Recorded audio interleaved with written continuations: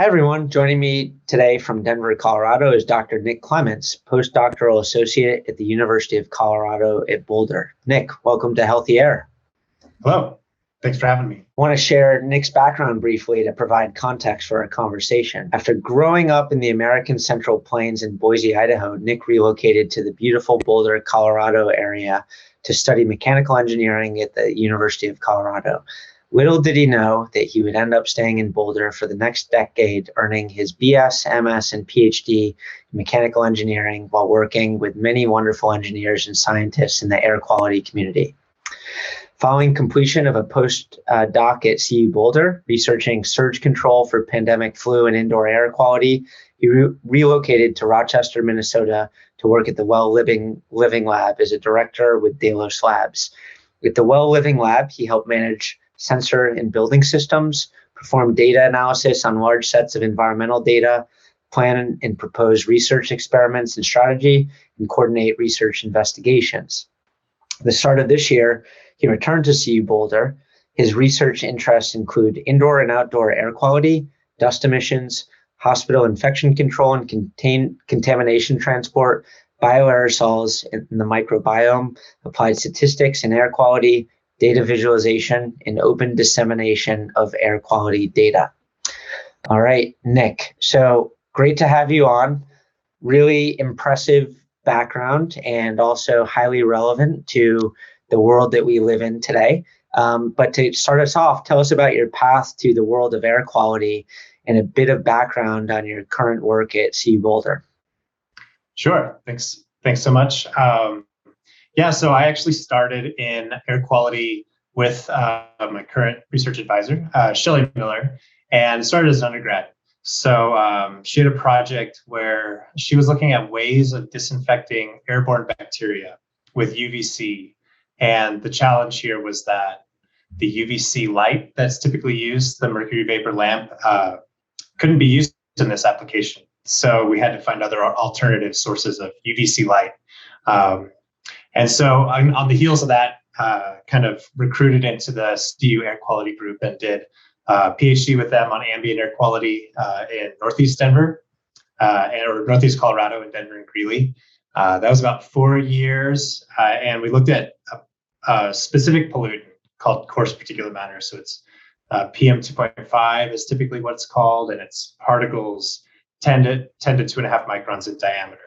So whereas most people are commonly known or familiar with fine particulate matter, which is like 2.5 microns or smaller, this is slightly bigger than that. And it's a lot of mostly dusts, but you also find a lot of microbes in that size range. So one of the interesting things we did there was we ended up sequencing a lot of the DNA in these samples to see what kinds of bacteria and fungi were found in both coarse aerosols and fine aerosols outside. And that was one of the kind of first huge microbiome outdoor data sets that was ever produced. So pretty cool. We found quite a bit of fecal matter bacteria in the agricultural area of Colorado, unsurprising, and then a lot of soil and leaf bacteria as well. Then later on, kind of moved back into the infection control world briefly. Did a couple of years postdoc looking at surge capacity. So really briefly, we figured out how to convert a ward of a hospital into an isolation space, kind of what we're trying to call it now. And so the way to do that is really just to create negative pressure in that part of the building, and then do a good job of making sure people are entering and exiting so that there's no contamination risk for getting into and out of that ward. And then, did a stint at the Well Living Lab, mostly looked at these human-building interactions. So how do various aspects of the indoor environment impact humans? And then also how do humans then impact the environment or interact with building systems to then alter the environment, usually for their better, sometimes for their worse, especially with air quality, since it's not always easy to know what exactly you're supposed to do. And then now I'm back, CU Boulder, working in environmental justice now. So we have a 3-year project. It's NSF funded, and we're working in North Denver. This is one of the most polluted zip codes in the United States. The neighborhoods are called Globeville, Elyria, Swansea, and Cole. And currently, on top of being a very polluted region of Denver, there's a massive construction project happening right next door. They're rebuilding the Interstate 70, all next to this whole neighborhood, and it's causing quite a bit of disruption. So our project is looking at the air pollution, the noise pollution, and then the impacts of health and well-being on the community as a result of the existing pollution and the addition of this construction-related pollution. So yeah, that brings it mostly up to speed. What gets you fired up about air quality? What attracted you to the field, and what keeps you going in the field? Yeah, I think my first real sense of maybe having an impact was really on that Ph.D. study where we were looking at this new pollutant. It was just like that, the ability to then link our study to health outcomes, which was a part of that scope of that study, trying to do some epidemiology. And I just started seeing kind of, all right, how do you produce results that then impact maybe changes to environmental policy or, emission standards, that kind of thing. So it's really that health, like trying to ultimately impact people's health was a really big driver initially. It's really hard to do, especially with air quality, because it's invisible. We don't actually sense a lot of the components of the air that are harmful to us. And so we just don't have an innate sense of how to protect ourselves from bad air pollution.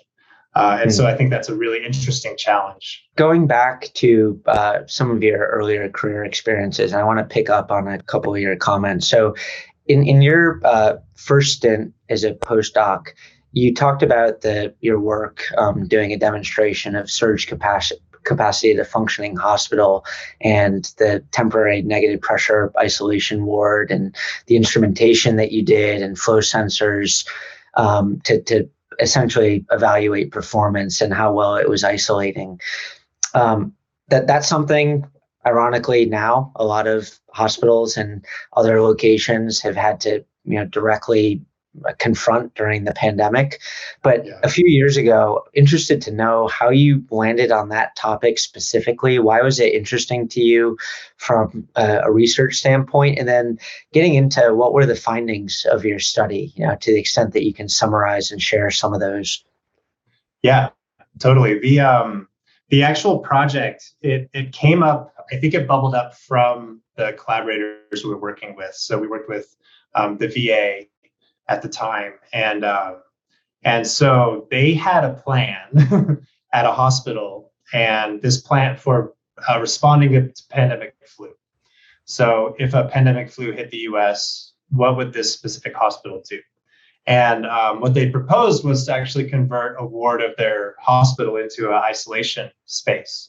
But they kind of wanted to see if it was possible before this actually happened, because it's fine to have a plan. And there are quite a few of these kind of pandemic preparedness plans that are out there. Unfortunately, very few of them have been kind of tested. So this was an instance where a hospital was very interested in actually doing that. My sense working with this hospital was that the emergency disaster response type of issues were top of mind, potentially because of the region that they were working in was the Bay Area. So with kind of the constant risk of earthquakes, there is a sense of emergency readiness there that after working on this project and trying to get something similar done in Colorado, there just wasn't that sense. And so the opportunity came through Shelley. I just graduated my PhD and she's, she had this opportunity, and I jumped on it just because it seemed so interesting to have kind of this large scale engineering solution to this problem of what do you do when there's a surge of airborne infectious patients? How do you deal with like the first 2 hours, the first few days of that, just so that you can expand capacity, and then get your feet under you? And so that's really what we are looking at, is like, how do you deal with the initial wave? And it was really motivated by the SARS-1 outbreak, H1N1, and then kind of the anthrax type threats that were kind of, those were some of the airborne contagion risks that were top of mind back when I was working on this, 2015 or so, 14 and 15. And so actually at the exact same time while we were doing this demonstration, there was a large Ebola outbreak in West Africa occurring. And so not only were we seeing how this hospital was trying to prepare for pandemic flu, but they also had a really great plan prepared for if there was an Ebola patient that showed up on the West Coast. So it was an interesting time to be working in this area. One of the frustrating things was that, as a lot more people are familiar with now, some of the infection control, infectious disease literature related to airborne diseases wasn't really correct with regard to like what's emitted, the size distribution of those respiratory emissions, and then what actually stays aerosolized. So I do remember encountering that literature, being frustrated that it was so incorrect because I was pretty familiar with that specific size range, that 5 micron cutoff, because I did my whole PhD on particles 2.5 to 10 microns in diameter.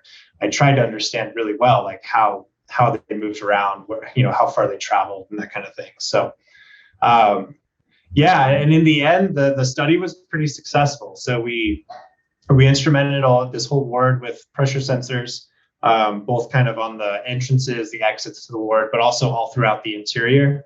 That was important so we could see how airflows changed when we changed the kind of typical operating conditions of the air handler on this ward of the hospital.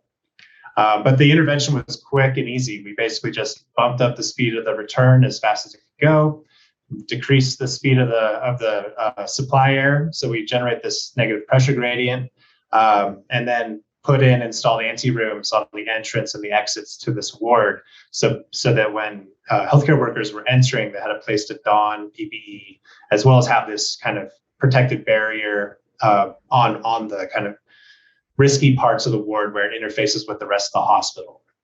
And we really designed that so there was kind of this negative cascade, so that the hospital relative to the anteroom would be kind of nicely negative pressure, and then the anteroom relative to the isolation ward would be negative pressure. So air always flowed towards that kind of isolation ward, the dirty space of this hospital. We ran it like that for about 3 days. We were able to get it going, get the initial install done in about 15 minutes, and really had pretty good success maintaining, strongly negative pressure zone consistently. So yeah, I think, one of the interesting things that came out of this, obviously, this technique, it was the first demonstration of this in a hospital. There had been attempts to do similar in tents and other facilities, right? Gymnasiums. But one of the important things about doing this in the hospital is that you have access to all the typical hospital facilities. So you're not having to rebuild that out in a tent. Like, how do you get oxygen lines out there? How do you get bathroom facilities out there? So especially early on in a surge, it seemed important to keep it interior to the hospital. But we judge the performance of our thing based on only pressure differences, which is a weakness because we're not actually able to confirm 100% containment or anything like that, which would be nice kind of next steps. One thing we did during the COVID pandemic is a similar scheme was implemented in collaboration with a senior care facility in Pennsylvania. And the nice thing about that at a senior care facility is that they actually had to train a lot of their staff to know how to use an isolation space, which really increased the awareness of the risk. And so that facility did a great job managing COVID outbreaks that occurred in their facility. They could isolate, people who caught the virus right away, keep them in a dedicated area, and they kept their outbreaks pretty low because of it. And eventually were able to take people from other facilities and use their ward as kind of more of a regional assistance space rather than just for their own facility. So nice to see it kind of branching out and used, even though it's kind of tragic that it had to be. Yeah, well, in fascinating work. It's something that we at Safe Traces have worked on as well as part of major Department of Energy study. And then we've worked in a prison context where they've set up isolation wards and also healthcare facilities. And this is critically important. And unfortunately, it seems like in many cases across the board, facilities don't have the sophistication or the understanding of how much this can limit risk. And so have kind of stumbled into really bad situations. But, to the extent that your work can be shared more broadly, it's hugely impactful. So, and you were ahead of your time on this. So just moving on, after your postdoc, you joined Delos in the Well Living Lab, and you were, as you mentioned previously, focused on investigating links between the built environment and occupant wellness. I'd say that this is a defined area, has really picked up a lot of steam over the past five years or so, maybe 5 to 10 years. Yeah. And now it's just in a totally different level, given what's happened with COVID and just the broader understanding of how important this is. Back in your time with Delos in the Well Living Lab, which specific research areas within this broader area of the built environment and occupant wellness were you most focused and interested on? And then how has this research help develop your point of view regarding how and where should we be tackling indoor air quality to have the greatest impact on human health? So I started at the Well Living Lab when it was brand new. And so one of the first things we had to do was kind of figure out, like, how do we use this new research tool? Because the concept of the Well Living Lab was to have a space that we could design rooms to be whatever we wanted them to be. Maybe an office, maybe an apartment, maybe a little conference center or a conference room. And once we built that out, we would be able to kind of monitor, manipulate the environment and observe kind of how people respond to that. But it's a huge, huge research space, like you're saying. There's many aspects of the indoor environment that we experience, that we're impacted by. So we try to narrow it down to some things, to some outcomes that we could target, and then some buildings that we could have an impact in. We started with comfort as one of our kind of initial outcomes of interest, mainly because it's easy to measure. It's mostly survey-based. Then we moved into some performance metrics, and one of the kind of fun things we did at the lab is develop a little app that could be used to deliver cognitive performance tasks to research participants. So with that, we were able to kind of be pretty nimble with the types of performance tasks that were asked of people, as well as have a nice way of delivering that to research participants, whether they're sitting in the office or at home in the world. We're also interested in sleep, stress. Sleep's pretty, easier to measure, but harder to have an impact on, especially because a lot of our ability to work initially was in the office environment. And so there's a lot of time that passes between your time in the office and falling asleep. So, we tried things like blue light intervention in windowless offices to try to improve circadian rhythms. But it's a hard pattern. It's a hard behavior to change because sleep behaviors don't depend on the light that you expose to during your day at the office.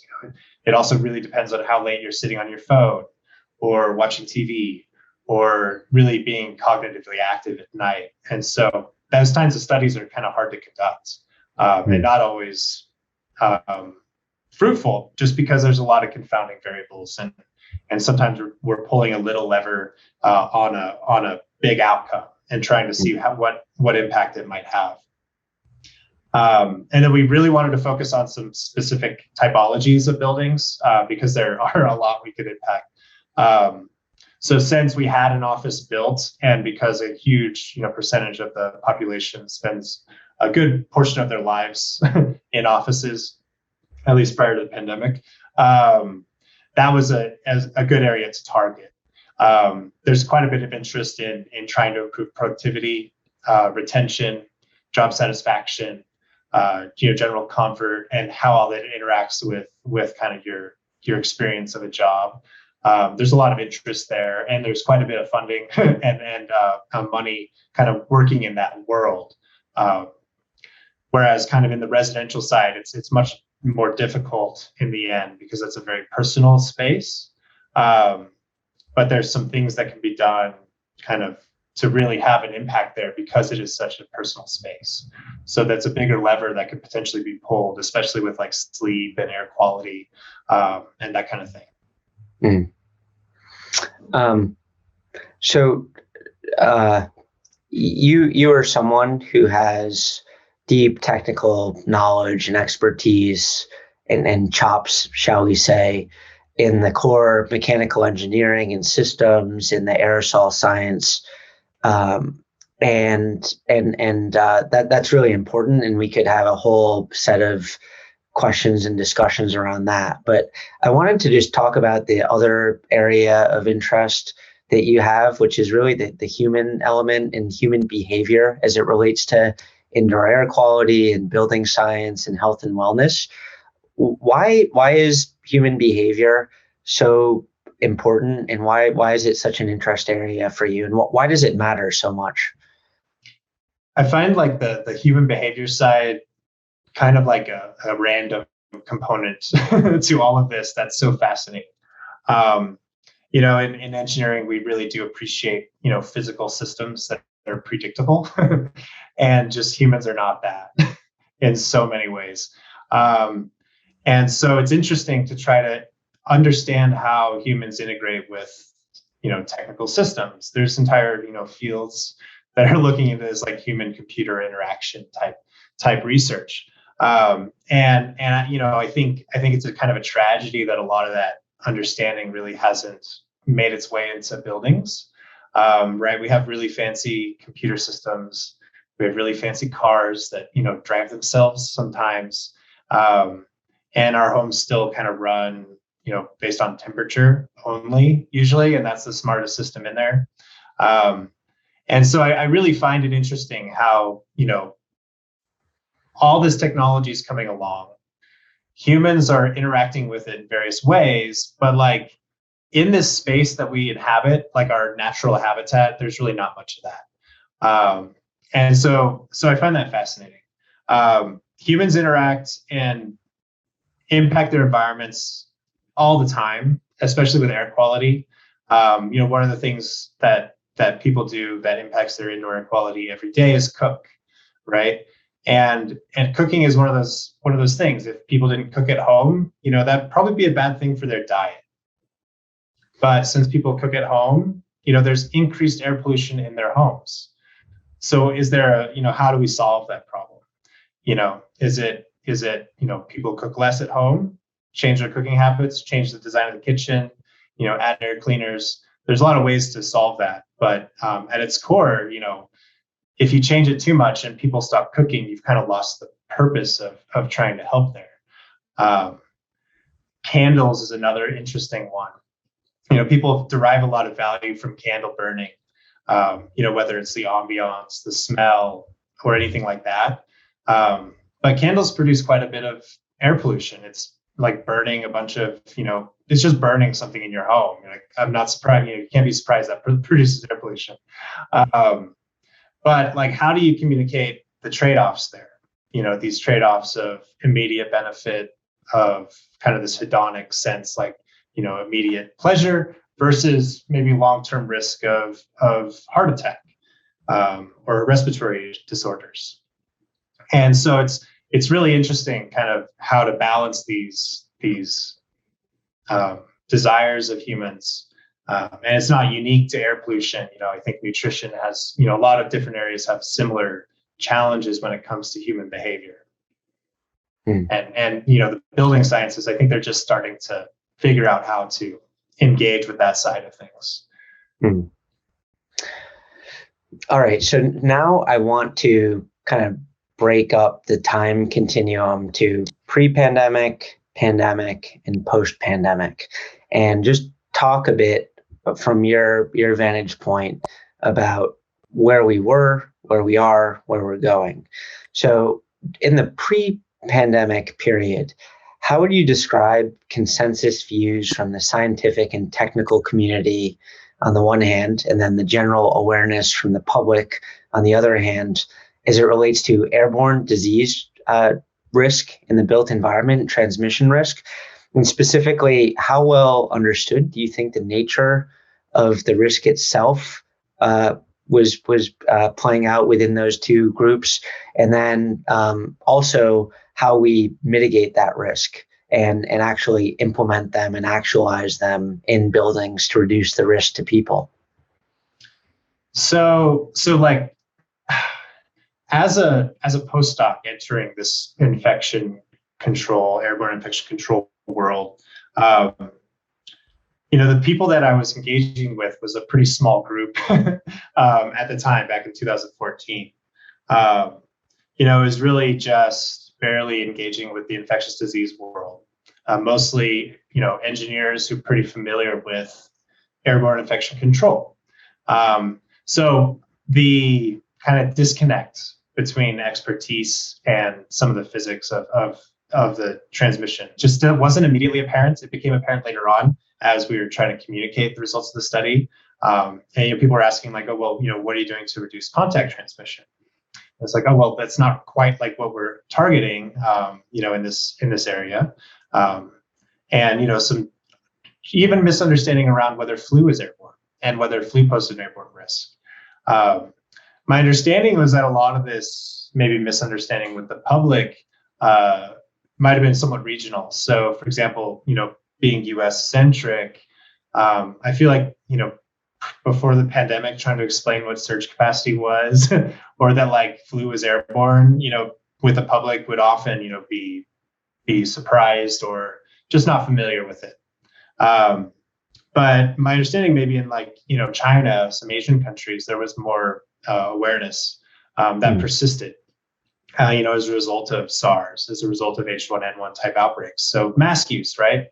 Much more common, for reasons because of, largely because of awareness of this risk. You can see a lot of countries in that area responded in ways that would include airborne precautions, early on in the pandemic, whereas a lot of Western, disease control, groups didn't, and weren't kind of all the above approach.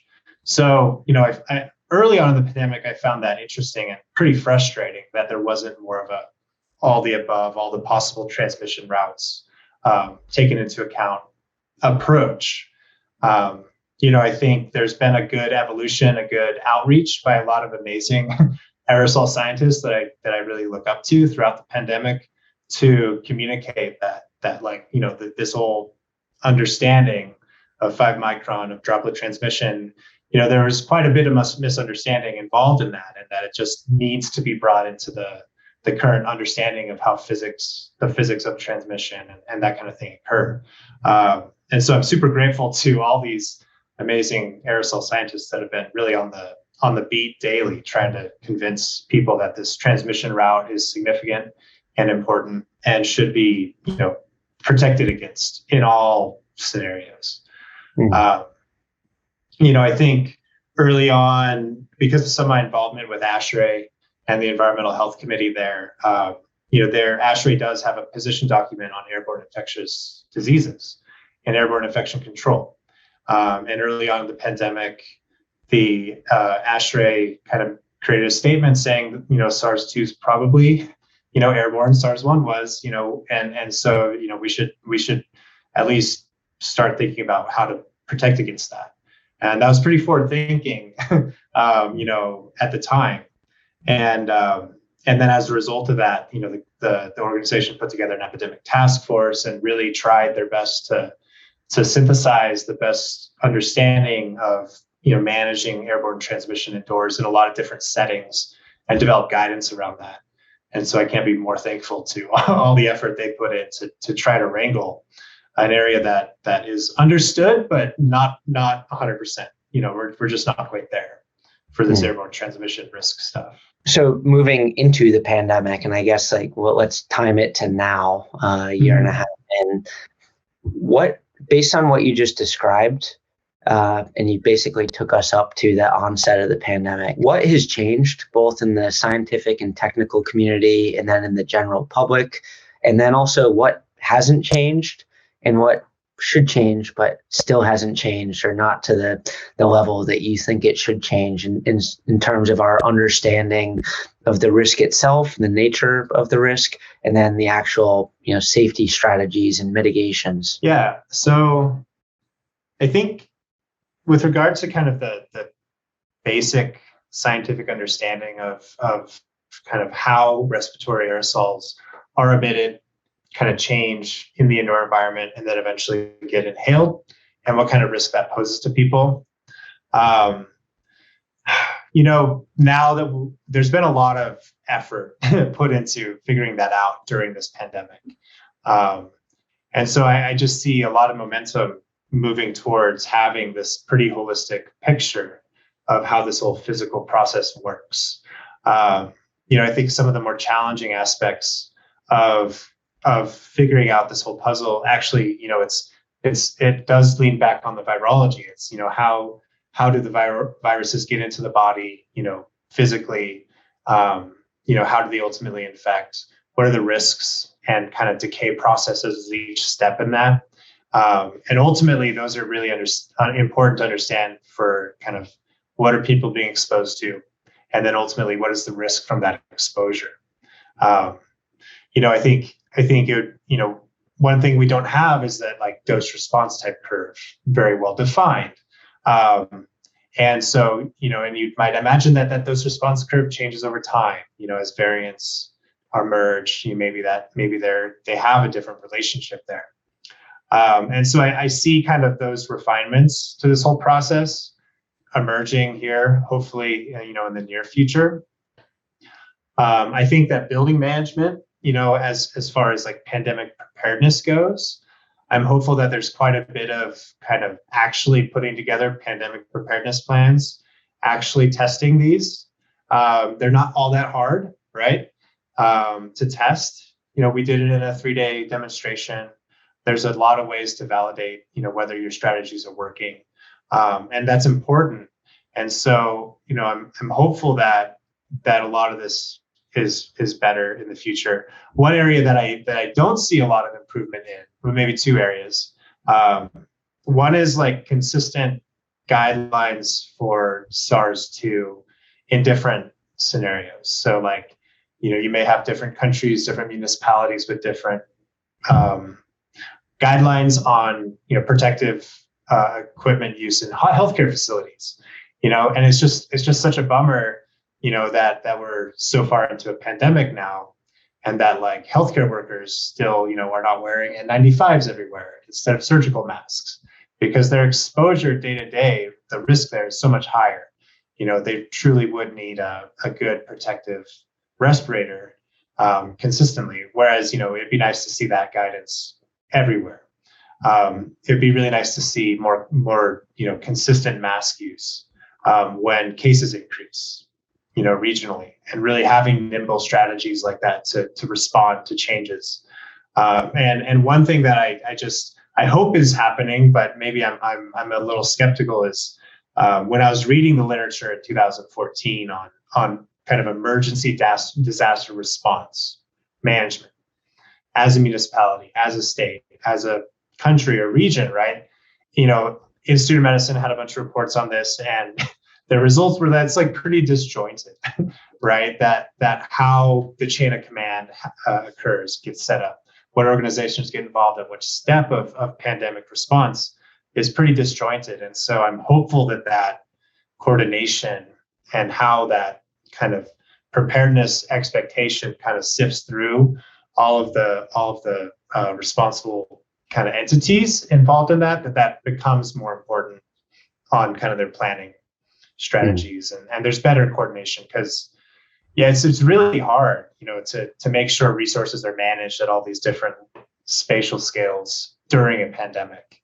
And I'm hopeful that that's, improving over time. After the pandemic, and whenever that is, sometime in the future, whether it's months or a year or whatever, where do you see things headed in indoor air quality as it relates to airborne disease transmission? Yeah, and I guess giving you a spectrum of return to pre-pandemic norms, kind of modest incremental changes or radical transformation. How do you see things evolving and over what time frame and why? Yeah. So I do see things probably returning pretty similar to pre-pandemic norms, um, which, as far as like, if cases reduce, post-pandemic, that seems practical. And we do need to be wary of, running our systems too much all the time because there's energy costs associated with that. But I'm hopeful that we'll kind of maintain this, preparedness, mindset where we are maintaining systems that can be resilient to a pandemic, and we're building systems that can be resilient to climate change and other scenarios where buildings do need to be kind of operated in a range of conditions. And so I'm hopeful that we're designing systems, we're designing buildings in the future, or even retrofitting existing buildings to improve this kind of broad resiliency, kind of increase the number of ways that buildings can be operated. You can imagine, if a forest fire is going outside, you really don't want very much outdoor air getting in. That's a different need than a pandemic, when you really do want a lot of dilution and bring a lot of outdoor in. And so being able to run in both modes is critical. And a lot of buildings don't have that capacity. So I see that kind of really nicely intersecting with a lot of the capabilities that are being developed, not only in just smart buildings, but Internet of Things type technology in general. Things like air cleaners that you can just, run in an automated sense, really bypass, large scale infrastructure changes that are needed to build this resilience into buildings. So I'm really hopeful that there's kind of also a scale or a level of piecemeal kind of fitting in of technology to solve this problem, so that you don't have to have these massive capital investments that would be required to kind of change large scale building function to be more resilient. So I'm hopeful that there's kind of this kind of happy place that's found, where we can be very nimble and resilient, but also pretty cost effective in this space. The other area that I'm really hopeful kind of related to all of this, and it's we haven't talked about it, but there's been quite a bit of work on indoor chemistry lately, and how indoor chemistry occurs. There's surprisingly, before maybe 5 years ago, very little research on that. Or quite a bit of research, but not to the scale that could be done with the instruments we have available now. And so, beyond just maybe pandemic considerations, climate considerations, there is some kind of indoor air quality research occurring right now that can further inform building management. So is it the cleaners we're using? Is it, how do you deal with, semi-volatile organics? How do you deal with, photochemistry that might occur, or similar problems? So I think that's a world that we're going to see a lot more value coming out of in actual building management, rather than kind of, it all mostly sits in the chemistry world right now, and we just need to translate it. On the first point about the more targeted interventions in the building, I think what we have found through our field verifications is that not only, so there's an instinctive thought by many building owners and operators that they don't, at times they don't want to know what's going on in the building because they're concerned that it's going to be really bad, and then it's going to trigger liability or significant capital investment to get the building to where it should be. And what we find many cases is that the picture is a lot better than some people think, and that there are much more low-hanging fruit opportunities for them to get to where they need to be. Meanwhile, the capital intensive interventions, or even the OpEx intensive interventions where you're increasing the outside air rate in a building at the building level, are not always showing measurable benefits from an exposure risk reduction. And so, it's a complicated story, and sometimes people's natural gut instinct about there may be problems in the building I don't want to know are not justified. And also there's a false confidence in people who think they're doing the right thing that, it's not as right as they think, or in some cases they're either getting negligible benefits and also spending a tremendous amount of money on something that just doesn't have a real ROI to it. So I totally agree with you on that. And I think the one of the things that's pushing that, and maybe breaking down that wall a little bit is, I don't know, like guerrilla air quality sensor people, where there are personal sensors. You can take them into buildings and see how they're doing. It's not acceptable anymore in my mind to take that approach, because people can measure your building if they want, and whether you know about it or not. And so it's better for you to know and be managing, based on that knowledge, rather than, not, because people have that ability now. And I get, like you said, most buildings are operated well. A lot of buildings are operated just fine for typical occupancy. But it's good to check that, and it's good to have, systems that can respond to, the occasional bad event. So, yeah, that human side, I think, again, impacting the how buildings are managed. Yeah, I think that the two trends that are kind of quickly evolving here, and this dynamic has played out in other spaces in the market outside of air quality, is that the data starts becoming democratized, and then there's a trigger event that really changes from people being in the dark to being empowered, and the risk of not knowing becomes much more significant than the risk of knowing. And so that totally changes the whole competitive environment and the information environment. And I think we're at that point right now in much of the market where that has already played out as it relates to buildings and air quality. So just looking to the future in your own capacity as a researcher and practitioner, what areas are you particularly excited about as you think forward to what are you going to be working on? And then also, what technologies and innovations get you excited and that you think will be really impactful back to this core issue, or the big issue you're looking at, of the built environment and occupant wellness? Which technologies and innovations do you see already in the market or coming down the pike that you think are going to be potential game changers? So they're not quite coming down the chute anymore, but I think we're seeing increased, maybe not use, but like usefulness out of a lot of personal air quality sensors. And so I'm using those in my own research. One of the powerful things available now is a little handheld particle monitor that's less than $300. And so with that kind of tool, you can actually map community scale exposure pretty quickly. The accuracy of the sensors always has to be assessed, but it's a pretty powerful tool, and it does give people sight into something that they don't have a sense for in their bodies. So it is kind of seeing the invisible in a lot of cases. CO2 sensors, pretty common now for kind of, looking at how well a building or maybe a plane is working during the pandemic. So that's becoming increasingly used.